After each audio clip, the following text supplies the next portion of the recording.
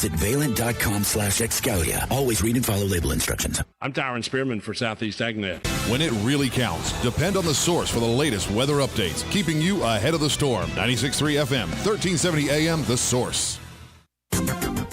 Lots of sunshine for this afternoon. High 68 to 71. For tomorrow, a sunny start, then a few clouds will move in. High 67 to 71. For Thursday, will be pleasant with clouds and sunshine. High 73 to 76. Friday, Saturday, and Sunday, clouds and sunshine. Friday's high 68 to 73. Saturday's high 63 to 67. And Sunday's high 69 to 73. From the Florida Weather Center, I'm Cheryl Golden.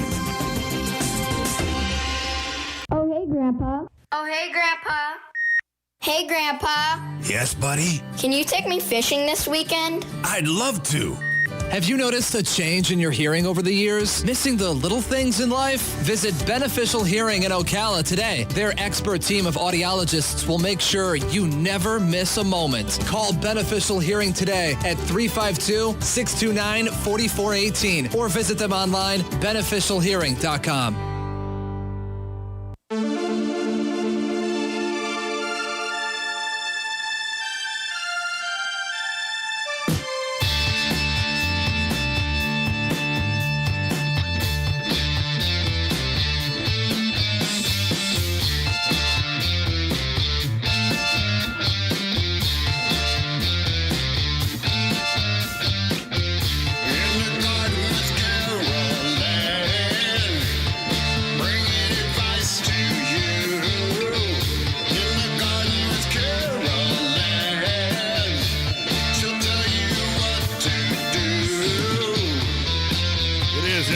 With Carol Ann Baldwin, Master Gardener. Carol Ann Baldwin, sharing the title. We might as well use it. Master Gardener, Carol Ann Baldwin. Carol Ann, good morning to you. Good morning, good morning. How are you doing this brand new year? Good. Good.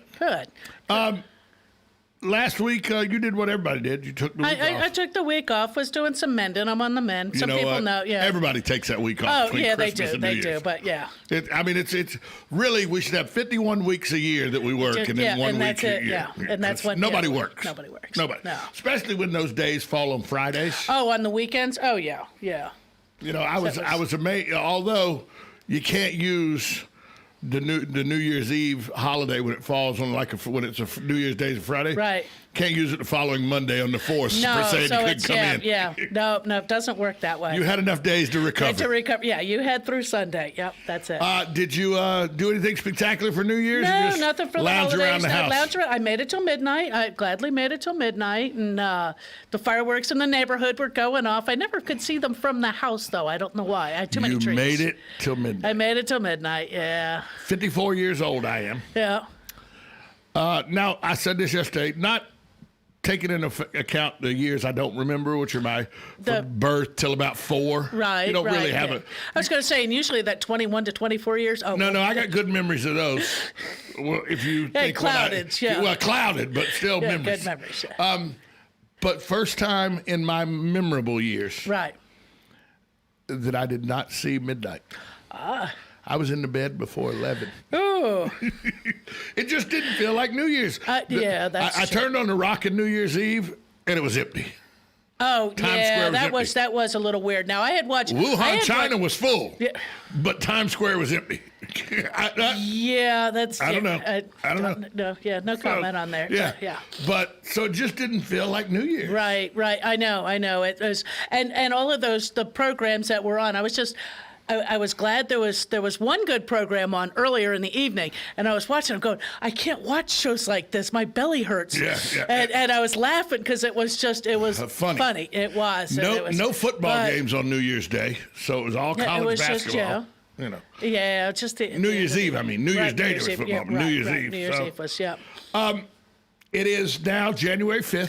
January 5th. Winter started December 23rd. Yep. 21st. 22nd, yeah. But on the calendar. Right.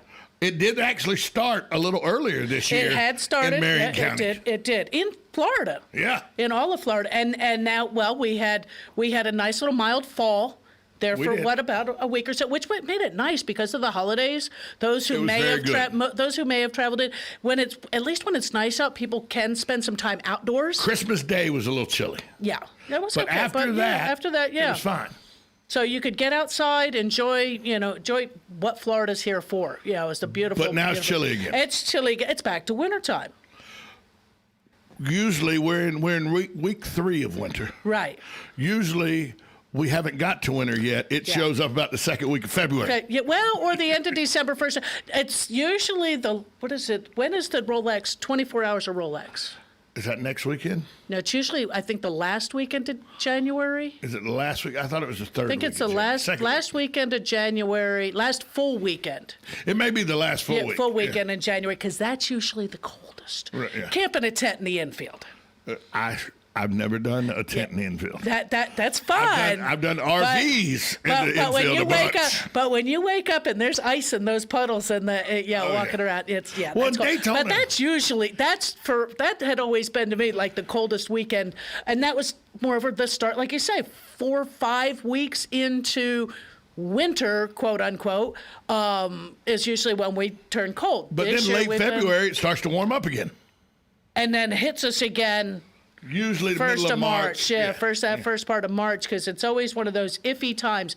Of course, this year, Master Gardener Festival again has been canceled because of COVID, not wanting people to have to, for double things. Not sure how COVID's going. Plus, don't want the vendors to have to stock up on product and not have an ability to sell it. So, shop if you can hit your local. Nurseries and things like that as the growing season starts to come up. But what we always used to try to do was try to get the gardens ready for spring, quote unquote. But our festival always fell right there at the last expected frost date. Which is the 15th of March, right. And it's like, okay, we're putting tomatoes in the ground on the 12th, going, dear God, please don't freeze. Right. Just because we're pushing, because we needed that display. Right. So with that in mind, if you're starting anything for your spring garden, count back the 6 to 8 weeks from the 15th of March. That's when you start your seeds in the house. Right. And that way you've got but you don't push it. It's been cold. It's been cold this year. Last night I know there was some patchy frost around. They were cold. I had some on my yard when I woke up, and I hope that they're going to be okay because I didn't cover them up last night. It was supposed to be 37, 38 degrees. I didn't cover anything, and frost can happen at like 38 to 40 degrees even. Right. I didn't cover mine either. I've got plants that are angry at me, and they will be this year just because. I didn't cover the grafts or anything. No. Didn't. They should have been okay. That area of the yard didn't have frost on it. Right.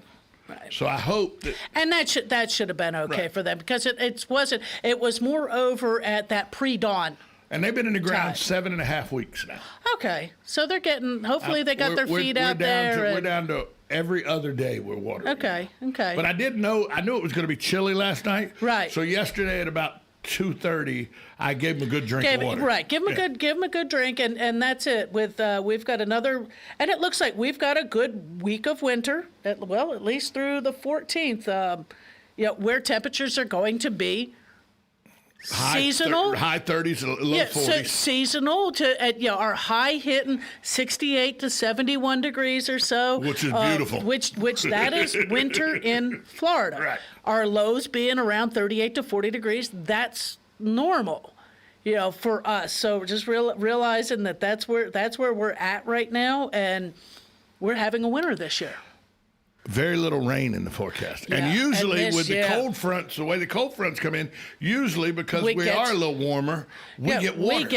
We get rain where others get snow, and we're getting those. It's like it's burning out before it gets to us. This cold front that just pushed through, they said there may or may not be rain Sunday night. Right. I woke up yesterday morning. Yeah. There had been a light rain I had less than 1/10 of an inch in the rain gauge. I was going to say, I think there was a sprinkling of rain. I thought I heard a little bit, but that could have even been leaves on the roof. Less than 1/10 of an inch at my house. So, right. So if you have a landscape, I mean, don't run out there and soak it like it's springtime. But if you need to, you may have to turn the sprinklers on this winter. Every 10 days is enough, for the landscape. They're established plants. If you tried to establish stuff a little late in the season, you're going out and hand watering. But anything else, the lawn, the shrubs and things like that, 10 days to 2 weeks. We got them set on a 10-day cycle. There you go. Once every 10 days, they come on, and they're coming on for, instead of the normal 30-minute on and off, they're coming on for 15 minutes on and off. Okay, I would probably still give them closer to what they would want because we still need the root system wet because we're going longer in between. Okay. And we have, with us, we don't get the wind in the summer. When we would like a nice breeze, we get it in the wintertime, and that's drying. It does dry. Humidity is very low. I mean, you look at people with curly hair, and you see their hair's nice and calm now. Yeah. There's no humidity. There's no humidity. Hi, caller. Who's this? You're on with Carol Ann Baldwin. Good morning, guys, and happy cool New Year. Yeah, Happy New Year to you. Happy New Year, Hugh.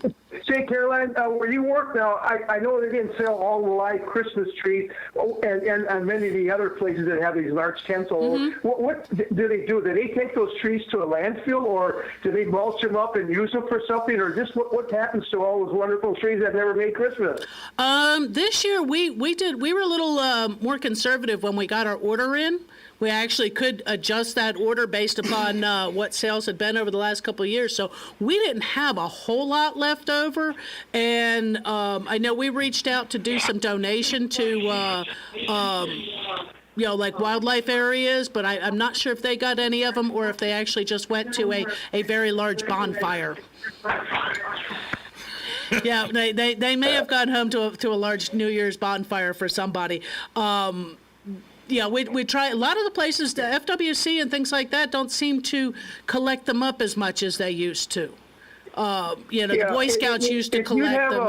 If you have a machine that can mulch, you went around the neighborhood and picked up the trees, would that be a helpful thing to have to put around gardens and stuff? Oh, sure. That's a great mulch. I mean, it's like using pine needles or pine bark or anything like that. Just most of us don't have anything that's going to do those trunks. So you're still going to have limbs the trunks, the big logs to have to deal with. But even then, if you've got a big bonfire, big logs go into the bonfire. Into the bonfire. So Yeah. Okay, well, I walking the dogs around the neighborhood. I see several trees that celebrated Christmas, and actually some of those trees look pretty good. I mean, they're not even brown enough. I mean, they look healthy. Yeah. So they must have been taken care of. But I noticed too, walking around, a lot of people don't with their trunks down there don't kind of shave it off a little bit and make it so it accepts water. Right. We ended up doing that. I know on a couple of trees. So we had actually had the customer ask for that bark to be trimmed up, and I think Tom, you and I had spoke a little bit. Yeah, I file mine off. Yeah. I get it home, and then I put about an inch tall up on the bark. I file the bark off. Right, because a nice clean cut usually is good. There's some places that actually, I guess, some people have a stand that has a spike in the center that needs, and we've had people call and ask, hey, do you all have the drill bit? It's like, no, we're low. My tree stand has a spike in the center, and my tree stand, the spike in the center is connected to a hose that you can use that to inject water into that. Wow, fancy. Well, it was $100 tree stand. Yeah, I was going to say, you better get a few years out of that one. But when you have to deal with pine needles and Berber carpet, you do what you have to do. Yeah, you do. Thanks for the call, Hugh. Okay, stay warm. Yep, you too. Yeah, when you try to get enough pine needles out of a carpet, right, you'll buy one of those. One of those fancy tree stands that really has keep it a little more. Yeah. And there are some nice tree stands. I mean, I know we're past Christmas and that, but there are some new, more modern stands that do hold a lot more water than the other ones. Oh, yeah, they got the 1 gallon stands down. Yeah, where it's like, you get in there. And then they also have the funnel. So you don't have to try to crawl underneath there with the jug or send the kids. Pain in the neck. Yeah, and just knowing somebody's slopping some of that on the floor. 100% they're slopping some. Yeah, oh, yeah. There's no way not to, unless you get the funnel now and you can pour it in from the top. So now that Christmas is over. Right. And we're into the winter season full-fledged. Yeah, we are. The grass is dormant. Your grass has gone to sleep. It's slowed down on growing. Is this a good time? And I was noticing along my street line, the grass has grown out into the street a little bit. Right. Is this a good time? Is it okay now to come with and do some serious edging with the grass? Oh, to take that back off the curb. Oh, sure. And especially because now it's not going to grow. Right, it's not going to. It's not going to be coming back. It's not going to be erasing back. But it's not going to damage it. It's not. No, it's not going to damage it. Are they taking the wreaths down? I think they're coming out to take the wreaths down. Look at there. Yep. Taking it at the end of the season. End of the season, the wreaths are coming off the building. Scissor lifts getting ready to go up. Yep. But, so you're not gonna. I'm not gonna damage the grass. You're not gonna hurt the grass doing that. Just right now, we just don't want to. We don't want to fertilize. Even right now, if you've got some bad areas, I probably wouldn't even personally be thinking about sod. But you can sod at any time. Here it's available. Right. To put down at any time. Plugs, I would truly stay clear of, only because they're not going to fill in before spring. They're not going to grow. Right. They're going to get rooted. They'll be rooted, but they're not going to fill in. So you're still going to have a weed issue come springtime. So if you've got a place you really need to fix, cut it a little bigger, get the piece of sod, and fit that piece of sod in there and care for it. You bring up about weeds. That's a question I have. Is where I live, we butt up to a retention pond and a cow pasture. Okay. So we have fire ant issues. Yeah. And we have weed issues because it's just grass. It's grass. Right. Okay? Is there a product on the market that I can get rid of both of them with one product? Because I know there's weed and I put it in the spreader and it spreads. Then I know there's fire ant. I put that in the spreader and it spreads. Right. I'm lazy, Carol Ann. I'm gonna be honest with you. You want to be able to do both at once.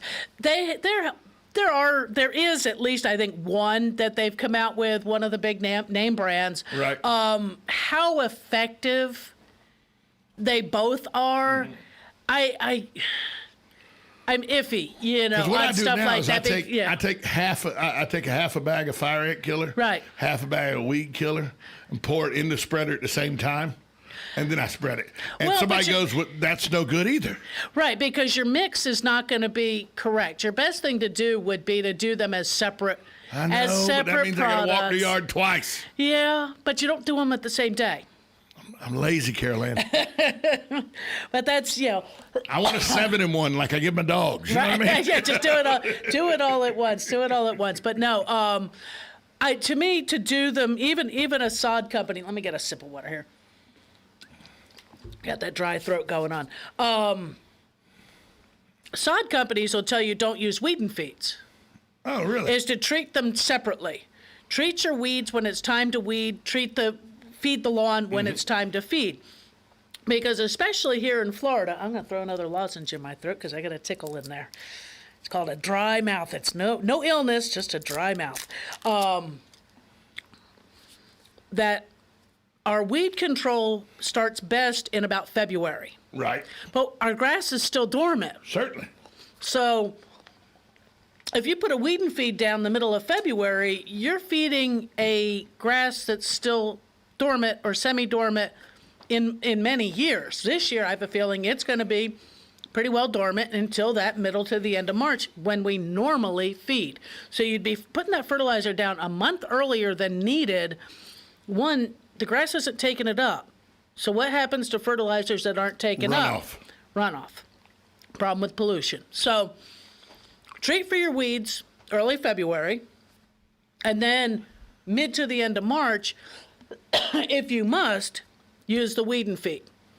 Is there such a good thing as a weed for your yard? I mean, if you're using it as a ground cover.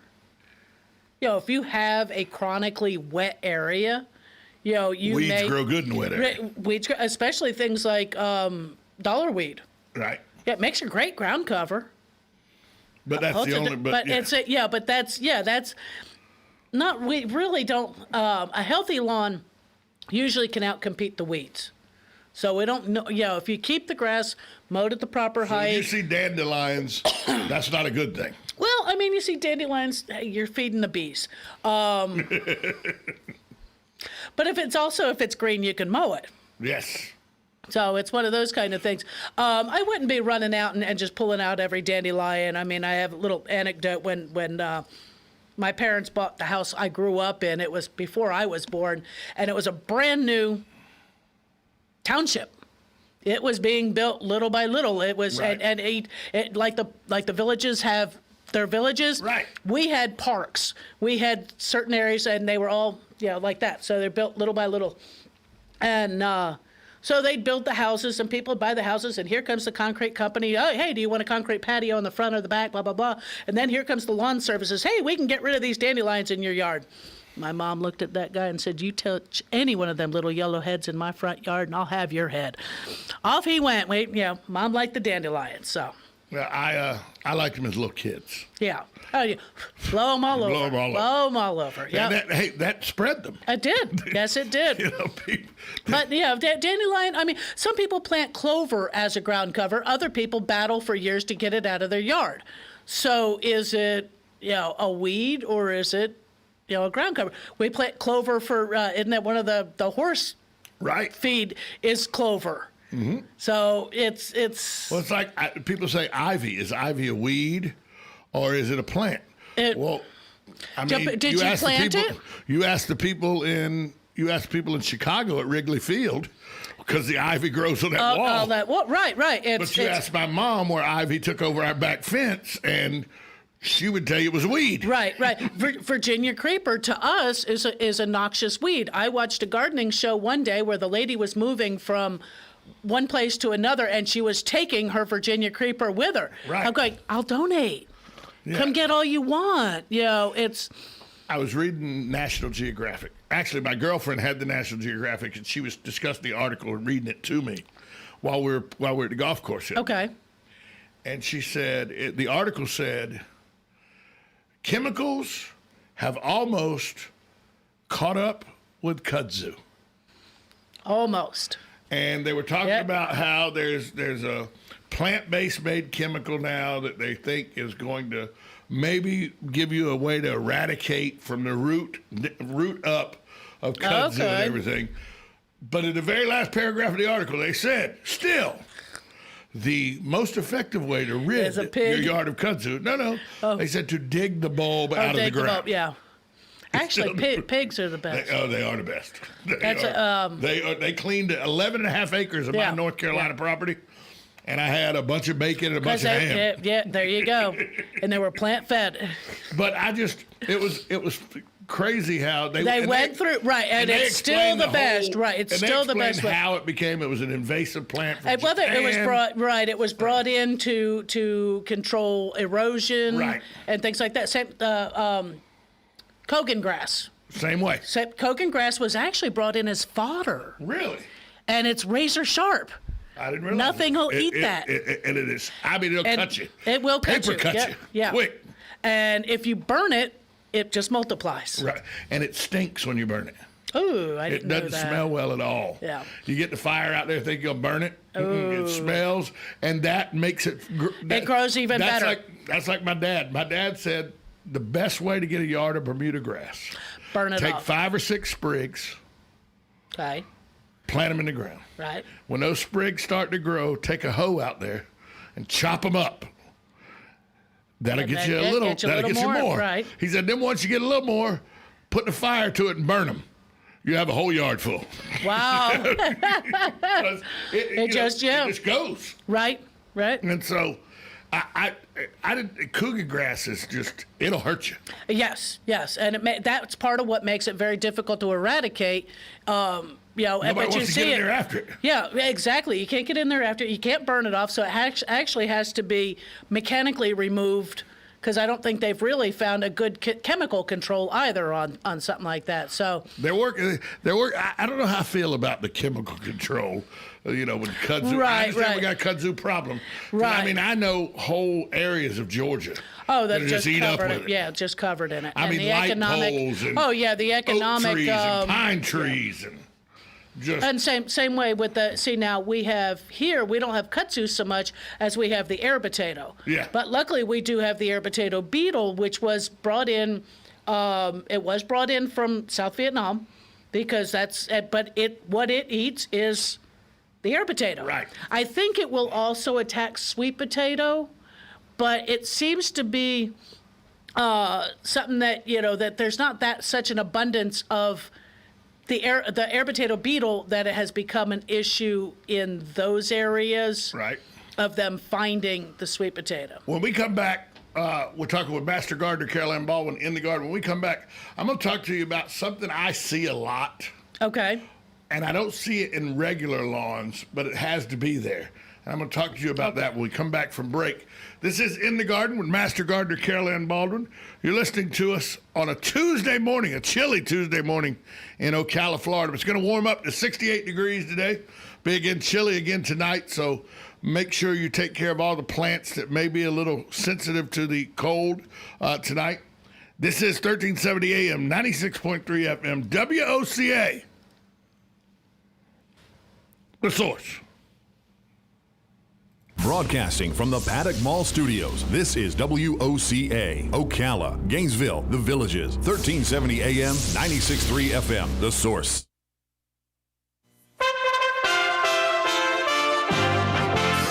USA Radio News with Lance Pry. Both President-elect Joe Biden and President Trump held rallies Monday in the U.S. state of Georgia, where two runoff elections Tuesday will determine whether Republicans or Democrats control power in the U.S. Senate. Your vote tomorrow will decide which party controls the United States Senate. The radical Democrats are trying to capture Georgia's Senate seats so they can wield unchecked, unrestrained, absolute power over every aspect of your lives. Georgia, there's no one in America with more power to make that happen than you, the citizens of Atlanta, the citizens of Georgia. The polls in Georgia will be open from 7 a.m. to 7 p.m. local time. A correction to yesterday's broadcast, we erroneously reported model actress Tanya Roberts had died. Although gravely ill in a Los Angeles, California hospital, she is still alive. USA Radio News.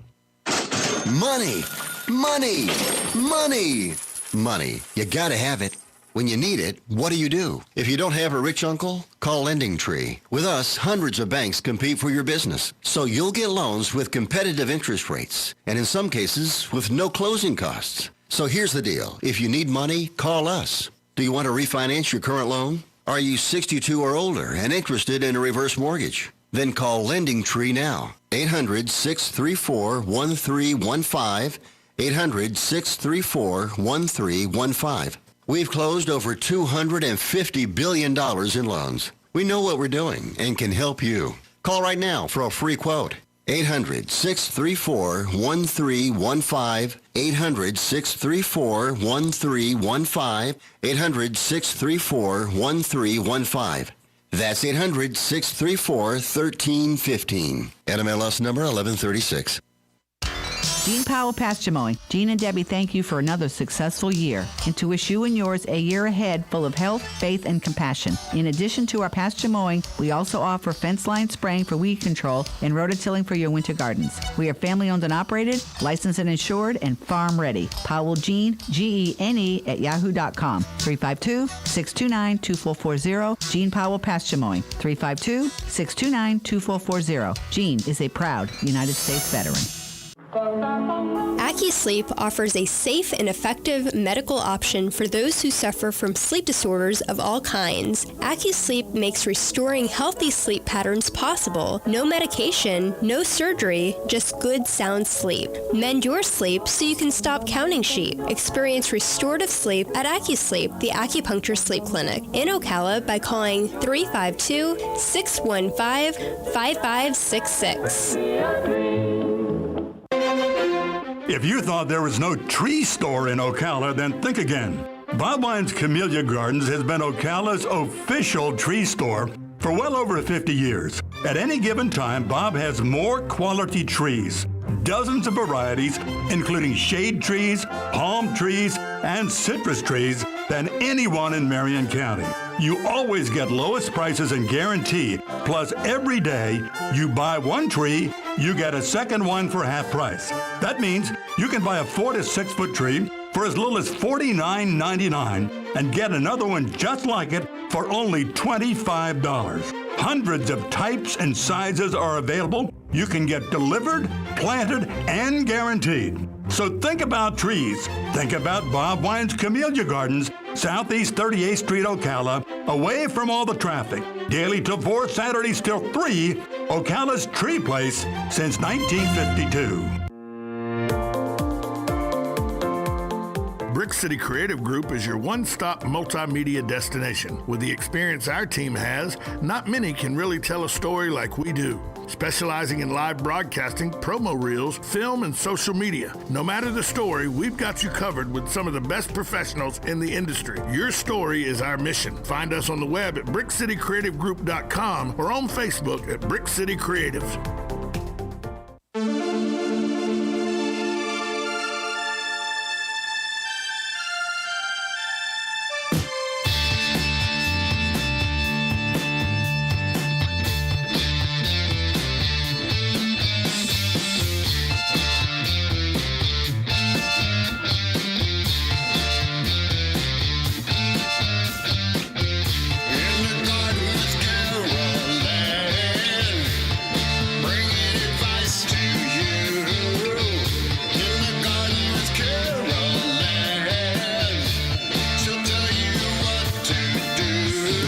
It is In the Garden with Master Gardener Carol Ann Baldwin on a Tuesday morning, January 5th, 2021.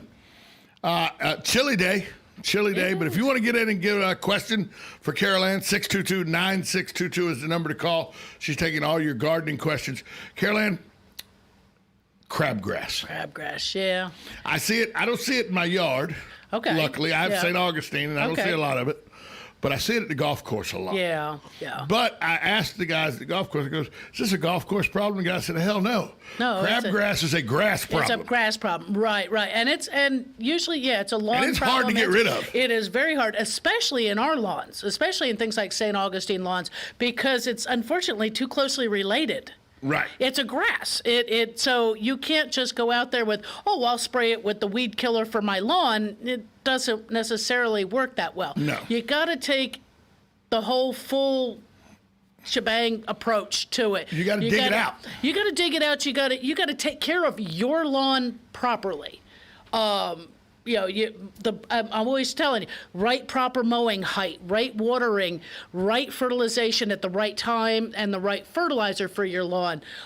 Look up online, look up on the University of Florida website, and just, you Google search care for my blank lawn in Florida, and you're going to get the pages that the University of Florida the treatment the University of Florida recommends. But crabgrass is one of those ones that the bane of everyone's existence. I think that and the dollarweed are two of those tough ones in our lawns.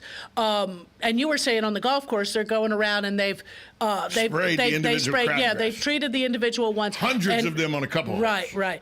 And this time of year, because it's dormant, it's not actively growing, they're probably using something as simple as baking soda, which will normally just turn it brown and dead. And like you said, they're using a dye in it. So one probably so they can see where they did it. Plus, it doesn't look like a dead spot in the middle of the golf course. Normally, we start to treat if you actually have a crabgrass problem in February. There are crabgrass preventers. February 1st, and it's for us, timing is essential. You only get 2 treatments a year for us. I think in other states you can get 3 in, but we just warm up normally too quickly for it to be effective. You're trying to stop that seed from germinating. The seed that was dropped over the summer, in the fall, it's there. It's there. You just have to stop that seed from germinating. So 1st of February, find your favorite brand, crabgrass preventer. There's a couple different brands out there. I'm sure there's probably even some of the store brands, maybe even on some of the big box stores. But, there's the name brands out there. Put that down as per the directions. Read the directions. The bags usually cover, I want to say, like 5,000 square feet. So if you've got a big yard or a big area that needs taken care of, sometimes people just take care of the front yard because that's what the neighbors see. Right. Backyard's okay, but even then, if you're doing that, you might be. A lot of people do that. But with that, you may still have a constant issue because you mow that crabgrass later and sling seed all over. But we put it down 1st of February and again the 15th of March. It's a 6-week time span in there that usually we're cool enough that seed hasn't germinated yet, but it might be. And we're needing to catch that before it tries to, or when it's just beginning to, so that it stops that root from ever forming and taking hold. After that, you're going out there and you're digging it up. There are a couple of... hoping the grass fills over. Right. And again, keeping the grass healthy, keeping that grass properly fed and mowed. That's some of our biggest things is, that's a healthy lawn chokes out the weeds. Yep. Survives drought, survives the cold. I mean, even the little bit of grass out here that we can see from the window here, thick and green. It's nice and thick and green. And walking by it, you don't see weeds. I'm sure there's a few, right? But that's because these guys just come out here and mow it. It's a small area. You go to Disney World. Take Disney World for example. I don't know how they do it. There's not weed one in any of that grass. Yeah, but once those parks close, I mean, and they're out there pulling those weeds. Sure they are. They're out there removing weeds the same way that they just swap plants out. Right. Yeah, they got the underground. But just taking care. If you still continue to have some crabgrass during the growing season, there are a couple products on the market that may take more than one application. They are safe for most all of our lawns, but not all of them. You bring up proper cutting of your lawn. Right. When you mean that, you mean proper mowing height. Height. You don't mean, Well, a good sharp blade is going to help to not damage. And a regular cutting. Right. In the summer months when our rains start, we may be mowing a St. Augustine lawn 3 times a week. Right. If you do it properly. If you're doing it properly, because you really only want to remove 1/3 of that grass blade at any one time. If you're going away for an extended period of time, make sure that lawn guy's coming more than once a week. Or employ a neighbor or employ somebody to come in and mow in between that, or otherwise you end up with lots of grass being just plopped on the lawn, and that's damaging what's underneath there, because it's usually going to be wet. And that's, just falls in there, doesn't break down nice, or they're cutting it short, allowing it to exposure, right, so it doesn't come up and allows exposure to those rhizomes, drying those rhizomes out, causing patchy areas, allowing weeds to come in, allowing fungus to come in. It's a well-maintained lawn doesn't need as much care as a mistreated lawn. Is it okay to cut your grass when it's wet?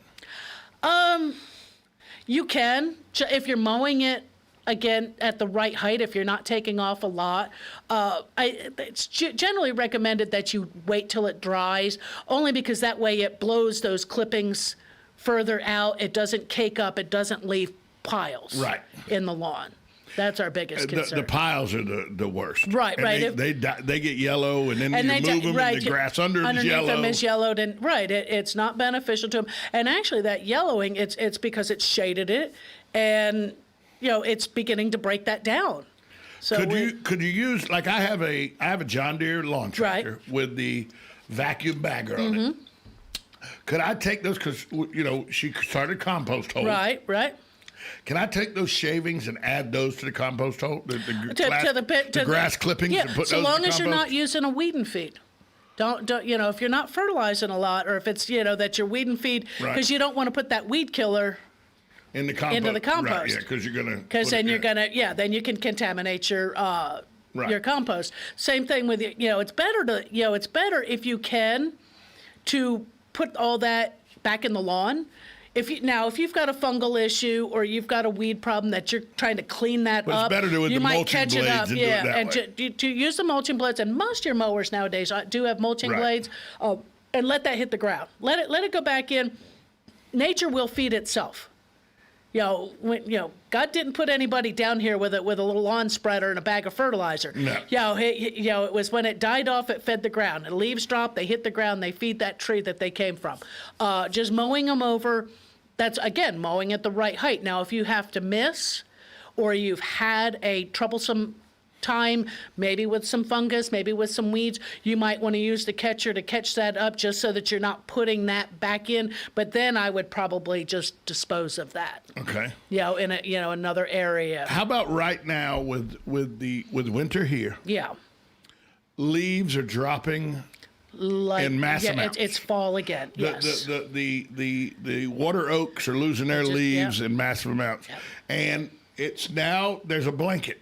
Yes. And I'm going to this weekend. I'm going to, instead of raking them up, I'm going to put the mulching. I'm going to put the mulching blades on them. Yeah. Should I clean those up, or could I mulch those up and let them become part of the grass? I mean, you can mulch those up. Just again, raise the blade, raise that deck up. I don't want to cut the grass. Yeah, you want to bring that deck up just a little higher than maybe you would normally. The next setting up, so that you're not mowing the grass because it's not growing. Just chop all those up. It'll feed. Or if you wanted to bag that all chopped up, and then you could use it for mulch around the trees and under the shrubs. Oh, it would work. Oh yeah, and probably not bring in the water bugs and everything like pine straw and pine bark do. Could be. I mean, they'll still get in there because their job is to palmetto bugs are coming. They're going to be there because they break down organic material. I'm amazed always at the people that my girlfriend. We had a palmetto bug in the house the other night.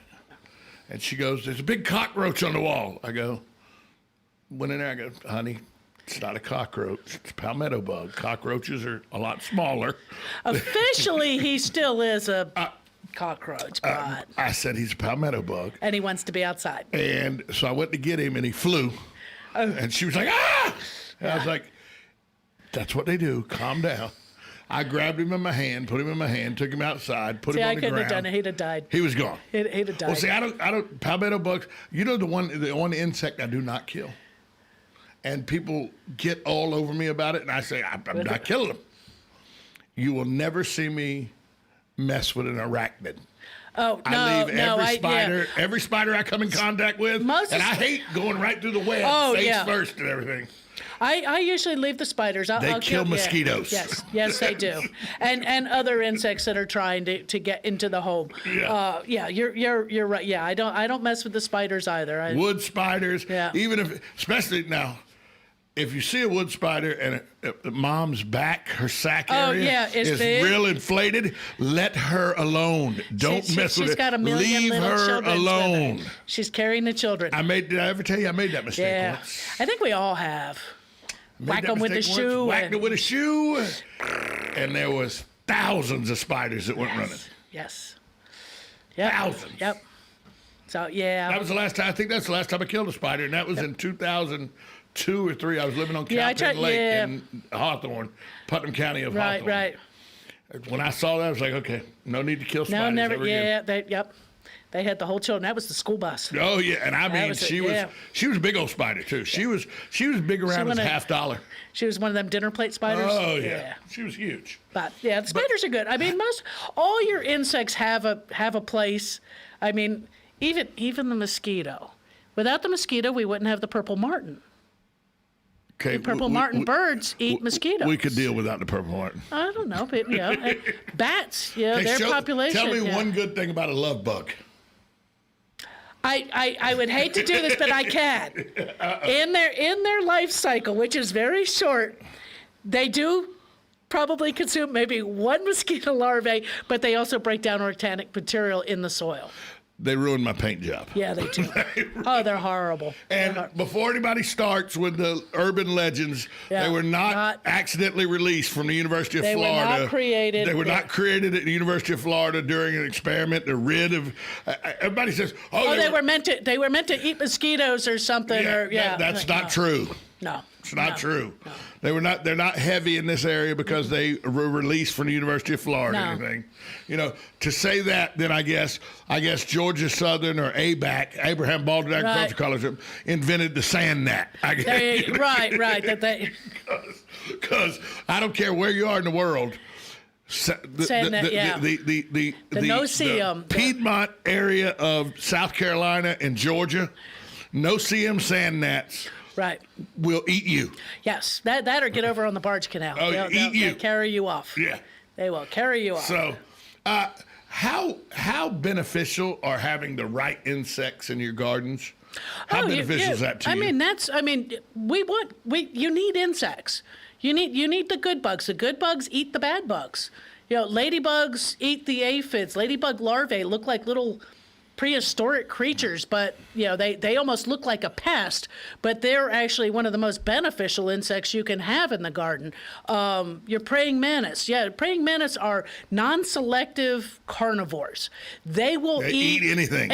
They're an insect garbage disposal. They are, and it's actually amazing. Did you ever watch one? I watched National Geographic. I stood there and watched one on a tomato plant go.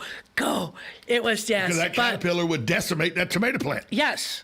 And you have to realize that when we plant plants to, say, bring our butterflies in, you're also going to get the predators to those.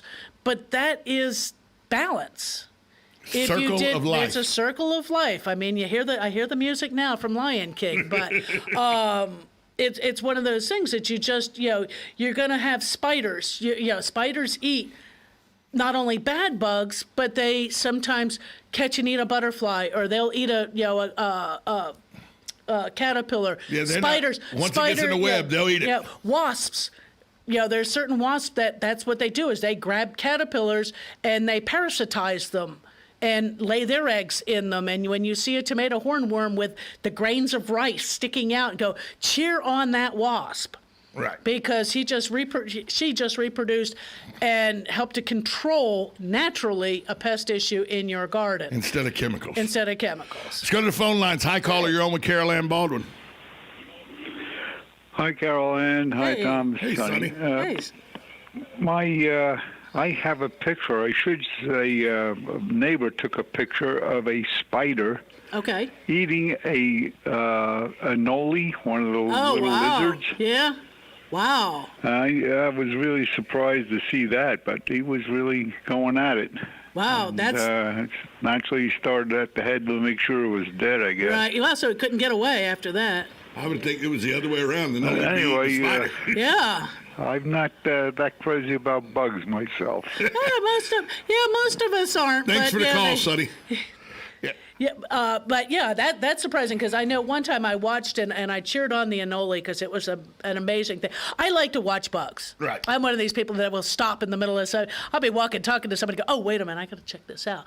But watch the little anole go flying across the deck. Or first I see this cockroach or water bug or whatever he was flying across the deck. And here's this anole right behind him, high on his tail. And it's like, whoa, who's going to win? And the anole did win. The anole won, yeah. A spider eating, I know anole will eat a spider. Mm-hmm. So how, we see them all over. They're all over right now, all over my yard, all over my garden area where the flat plants are and everything. Yep. And I know they're there because they eat insects. Mm-hmm. Are tree frogs beneficial to us in our area? Oh, sure. I mean, but unfortunately, we have an influx of the Cuban tree frog who has eaten. No, he won't kill you, but he is eating all of the native tree frogs. Oh. The little green tree frogs we're so familiar with that always, made the noise all night. I got a bunch of them right now. Yeah, well, they're small. They don't get big. Yeah, they don't get much bigger. About the size of your thumb. And usually at this time of year, they're fairly quiet because it's cold. Right. Now, the Cuban tree frog, again, he's going to be quiet, but you may see him more, but he'll get big. And that's when they start, when it gets on your window. They'll get on the window. They're huge. Their toe pads are big. My understanding is if you grab him by the foot, he'll yell. If you pinch the foot, that they'll yell. I would wash my hands if you happen to pick them up with your hands. With anything, I'd wash my hands afterwards, but before touching my face or getting something to drink.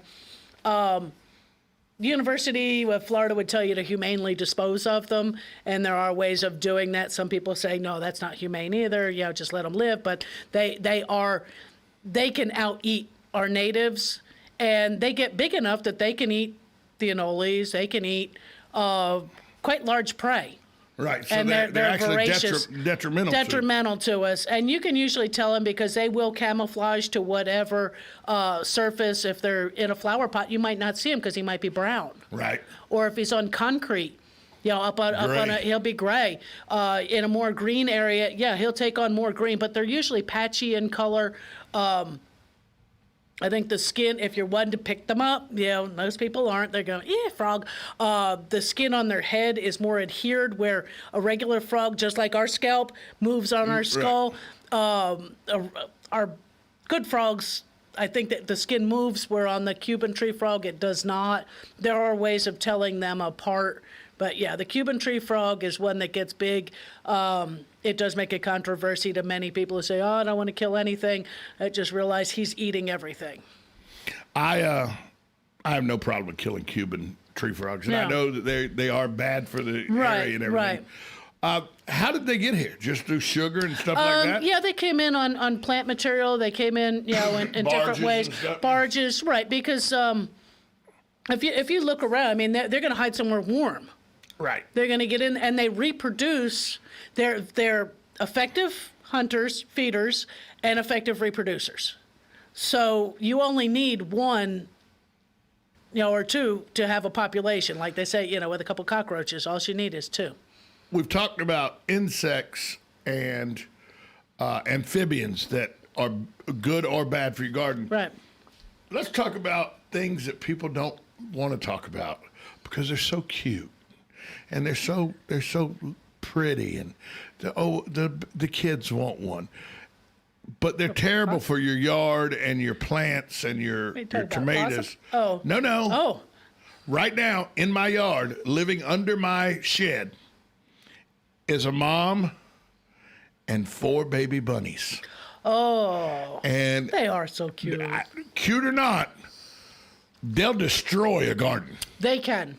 I mean, tomato plants, gone. Oh, yeah. Lettuce, gone. Cabbage, broccoli. Cabbage, gone. The only thing you can do with that would be to fence them out. And you've got to have a fence with small enough holes. Right.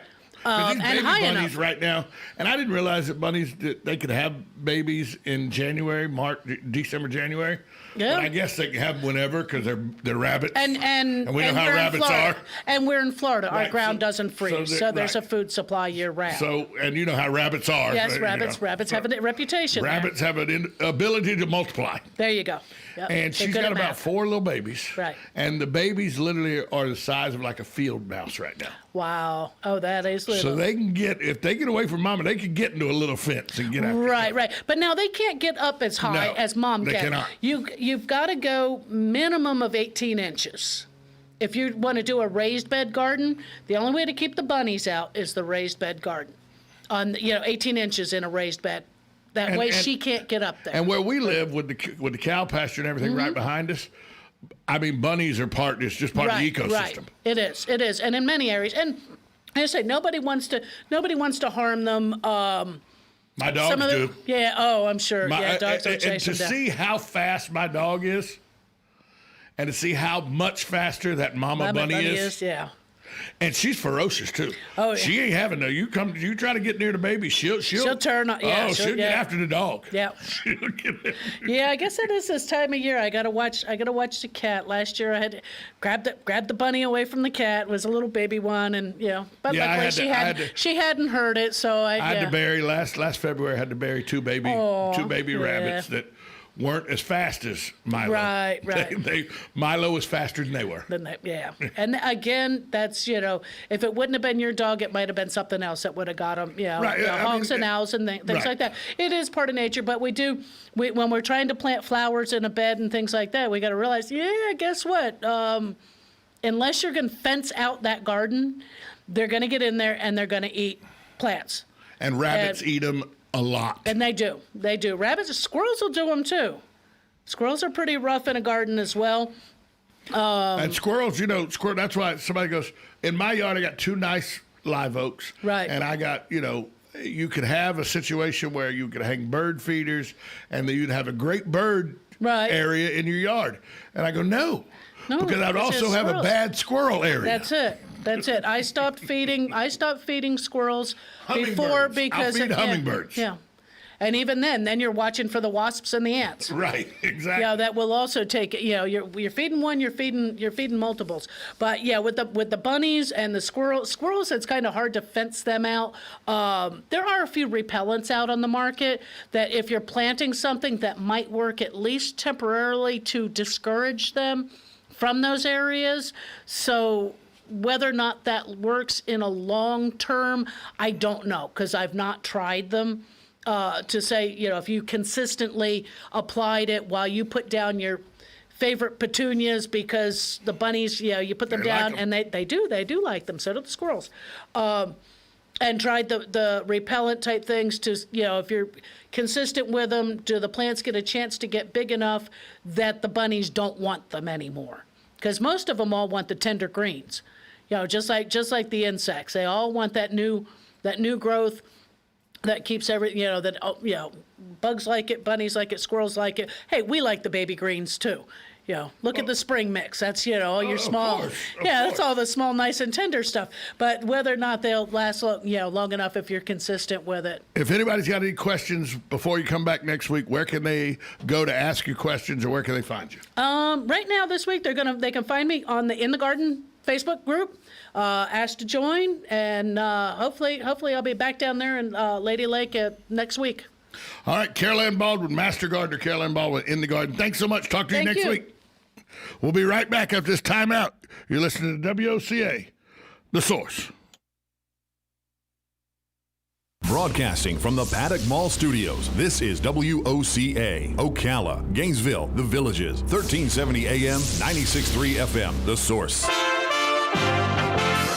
USA Radio News with Lance Pride. Politics is front and center today. The Georgia Senate runoff elections are going to the polls. The 2 Senate seats will determine the numerical makeup of lawmakers. Georgia, there's no one in America with more power to make that happen than you, the citizens of Atlanta, the citizens of Georgia. And I have to tell you that the stakes of this election could not be higher. If Republicans win both races, they will control the Senate majority with only 52 seats. If Democrats win both, it'll be a 50-50 Senate. A split would produce a 51-49 GOP majority. The New York Stock Exchange announced late Monday it no longer plans to delist 3 Chinese companies. In November,